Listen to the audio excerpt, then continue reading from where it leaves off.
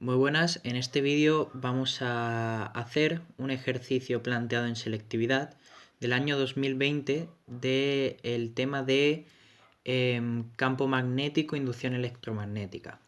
Este ejercicio, no se llegó a plantear en ningún examen de los que se hicieron en selectividad, tanto en junio ni en septiembre, entonces en foros, por ejemplo, como en Mestrada, pues no aparecen, ¿vale? Y vamos a hacerlo, ¿ok? Entonces, el ejercicio, como todos los de selectividad, consta de dos partes, una primera teórica y luego un problema, que es la parte B del ejercicio, en el que nos plantean un problema relacionado, evidentemente, con la teoría del apartado A, ¿vale? En el apartado A nos dice lo siguiente: un imán se encuentra sobre una mesa con su polo sur orientado hacia arriba, ¿vale? Este primer dato es importante y luego vamos a ver por qué. Y nos dice luego que se deja caer sobre este imán una espira circular de forma horizontal, ¿vale? La espira, pues, el círculo, pues horizontalmente, ¿no? Y ahora lo que nos pide el ejercicio es que justifiquemos el sentido de la corriente que se induce y que realicemos un esquema visto desde arriba que represente tanto la corriente inducida como los campos magnéticos implicados durante la caída. Estupendo. Vale, pues lo que yo he hecho y recomiendo es hacer nuestro planteamiento inicial. El tema de la mesa no haría falta dibujarlo, ¿vale? Pero sí un poco plantear tanto nuestro imán con su polo sur y con su polo norte, como nos pide el ejercicio, esto es importante. Luego la espira y, bueno, indicar de cierta manera pues que va cayendo, ¿no? ¿Vale? Entonces, yo considero que para abordar esta cuestión teórica tenemos que tener dos cosas en mente. La primera son las líneas de campo en un imán, de qué manera se comporta la línea de campo magnético en un imán, y la segunda de ellas es pues la definición de flujo magnético y la ley de Lenz. O sea, pero más importante lo primero, porque si no lo sabemos, si no entendemos cómo se comporta la línea de campo magnético en un imán, no podíamos hacer este ejercicio, ¿ok? Entonces, he dejado aquí un pequeño concepto visualmente que conviene, de cara a hacerlo en selectividad, plasmarlo, ¿no? Donde se vea claramente que las líneas de campo parten del polo norte hacia el polo sur. ¿Qué conlleva esto? Pues que en nuestro caso el campo magnético que se incide sobre la espira circular es de tipo entrante, porque si lo vemos bien, salen del polo norte y llegan al polo sur. Con lo cual, si llegan al polo sur y nuestra espira está cayendo, pues se incide de forma entrante, ¿ok? Entonces, ¿qué pasa? Si va cayendo y se va acercando hacia el polo sur, la intensidad de la línea de campo es mayor, con lo cual, bueno, pues ya veremos la consecuencia que tendrá esto, ¿no? En la segunda consideración, ¿ok? Que es el flujo magnético y la ley de Lenz. Entonces, la ley de Lenz nos expone lo siguiente, y es que en una espira se induce una corriente eléctrica si se produce una variación de flujo magnético. Porque esto es muy importante. Si nos plantean, imaginaos que nos plantean un ejercicio de este estilo, pero no varía el flujo. Nosotros sabemos que el flujo se define como el producto escalar entre el campo magnético y la superficie de la espira correspondiente. Entonces, si ni varía el flujo, si ni varía el campo magnético, ni varía la superficie, ni varía el ángulo que forman el plano de la espira con el campo magnético, no hay variación de flujo, con lo cual no hay corriente, que es muy típico que nos ponemos a hacer el ejercicio tal no sé cuánto y no hemos caído en la cuenta de que el principio físico es totalmente erróneo, ¿vale? Eso es importante.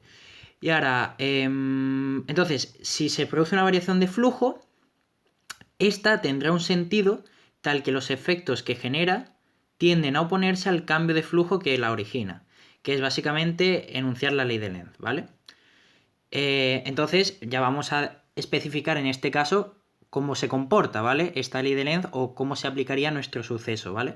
Entonces, en este caso, al aumentar la intensidad de campo magnético, la variación de flujo magnético, valga la redundancia, es positiva. lo que ocasiona que la corriente inducida tenga un sentido antihorario, ¿vale? Si aplicamos la regla mnemotécnica para que nuestro campo, si el campo magnético es entrante y queremos un campo magnético saliente porque se tienen que contrarrestar porque ha aumentado, por la regla de la mano derecha, bueno, pues sabemos que si ponemos el pulgar en este caso hacia arriba, pues debería ir la corriente hacia el sentido antihorario, ¿vale?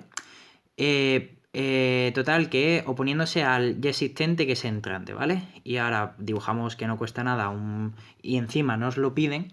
Visto desde arriba sería la siguiente forma. Entonces, indicamos el imán, indicamos la espira, indicamos el sentido de la corriente, que es antihorario, indicamos el campo magnético debido el ya existente, que es entrante, y el campo magnético debido a la corriente inducida, que es saliente, ¿ok?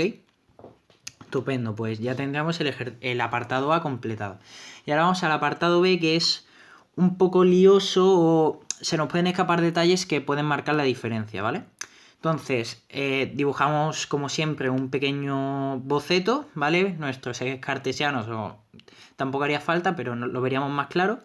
Entonces, yo he colocado el plano de la espira en el eje X, en el eje XZ, ¿vale? Para que la línea de campo magnético que lo atraviesen incidan sobre él con un ángulo de 30 grados, ¿vale? Que es básicamente lo que nos están pidiendo, porque nos dicen una bobina formada por 1000 espiras circulares de 0,025 metros de radio se encuentra dentro de un campo magnético variable con el tiempo.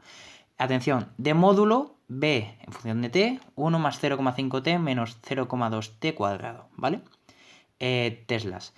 Luego, la dirección del campo forma un ángulo de 30 grados con el plano de la espira. Calcule, en primer lugar, el flujo magnético para t igual a 2 y la fuerza electromotriz inducida para t igual a 2. Estupendo. Bueno, como ya os estaba diciendo, mejor dicho, representamos la situación física rápidamente, ponemos los datos, pues eso, el módulo de B es tal, el radio es tanto y el ángulo tanto. Y yo aquí he indicado las dos cosas, al igual que la pregunta teórica, pues ahora aquí en el problema, con la que nos vamos a basar para hacer los dos apartados. En el primero deberemos emplear la definición de flujo magnético y en el segundo la definición de fuerza electromotriz. Vale, entonces en el primero nos piden el flujo magnético para t igual a 2 segundos. Nosotros sabemos que el flujo magnético se define como el producto escalar, ya lo hemos mencionado antes, pero no pasa nada, se vuelve a comentar. Se define como el producto escalar entre el módulo del campo magnético por el módulo de la superficie por el coseno del ángulo que forma, ¿vale? Pues nada, solamente tenemos que sustituir los datos, ¿vale? 1 más 0,5 por 2 porque va en función de t, ¿vale? El módulo del campo magnético, luego el área del círculo, una figura plana, una figura geométrica fácil de recordar, pi por radio al cuadrado, por el coseno el ángulo que forma, y luego esto es importante, debemos acordarnos que esto es para una única espira, ¿vale? Aquí viene el detalle importante y por eso lo he marcado y lo he puesto al final. Pues porque es una bobina formada por 1000 espiras, ¿entendido? Entonces, si no pusiéramos ese 1000 por 1000, estaríamos calculando el de una única espira, ¿vale?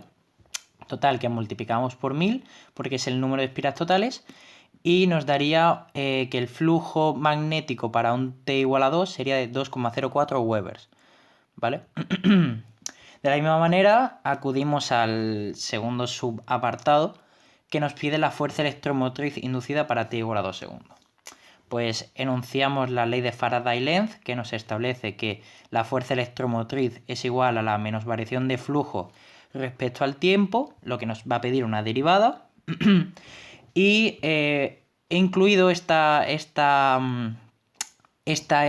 ecuación de esta forma porque nos aparece esa n. Esa n, al igual que en el apartado anterior, es respecto al número de espiras que tengamos en la bobina. ¿Entendido? O sea, que si fuese una sola espira, pues pondríamos un 1, es decir, no se vería alterada la de esta.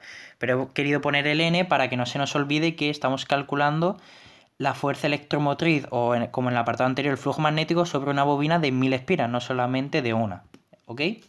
Entonces, hacemos una derivada que, bueno, o sea, por ejemplo, en la parte de ese 1 más, o sea, no se vería afectado, o sea, sería 0 al derivarlo, pero sí tanto ese 0,5t menos 0,2t cuadrado al hacer la propiedad asociativa con los otros, con las otras partes del producto, hay que tenerlo en cuenta, ¿vale?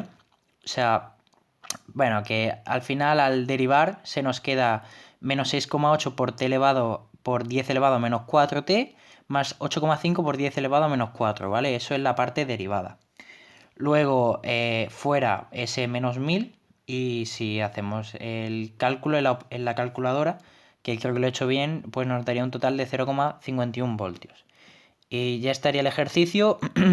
Es un ejercicio que, como ya he dicho, no está bien para acordarse de conceptos clave, sobre todo del tema del imán y para, bueno, para también acordarnos de que tanto el flujo como la fuerza electromotriz se calcula sobre una espira, pero nos la pueden pedir sobre un conglomerado de ellas, como en el caso una bobina, ¿vale?